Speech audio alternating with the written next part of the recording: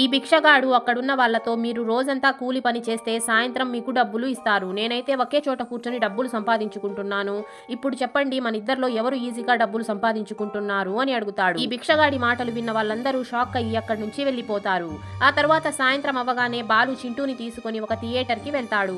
అక్కడ బాలు చింటూకి ఒక ice cream కొనిస్తాడు. ఆ తర్వాత బాలు చింటూతో, నువ్వు నీ సినిమా టికెట్ నువ్వే తీసుకోవాల్సి ఉంటుంది అని అంటాడు. దానికి చింటూ, నేను నా డబ్బుల్ని ఒక సినిమా టికెట్ తీసుకొని వేస్ట్ చేయాలని అనుకోవడం లేదు అని అంటాడు. దానికి బాలు, నువ్వు నాకు చెత్త కుప్పలో దొరికావు, నేను నిన్ను పెంచి బాగా చదివిస్తున్నాను, ఇప్పుడు పెద్దవాడైపోయి డబ్బులు వేస్ట్ చెయ్యను అని నాకే నీతులు చెప్తావా అని చెప్పి బాలు ఒక్కడే టికెట్ తీసుకొని సినిమా చూడడానికి వెళ్ళిపోతాడు.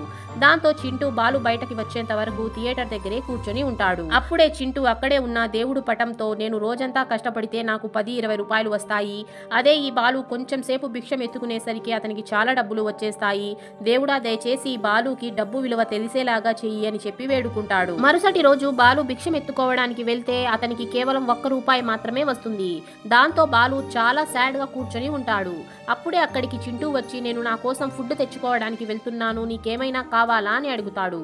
దాంతో బాలు తన దగ్గర 1 రూపాయే ఉండడంతో నాకేమి వద్దు అనేస్తాడు. ఆ తర్వాత ఏమైందో తెలుసుకోవడానికి పార్ట్ 4 అని కామెంట్ చేసేయండి.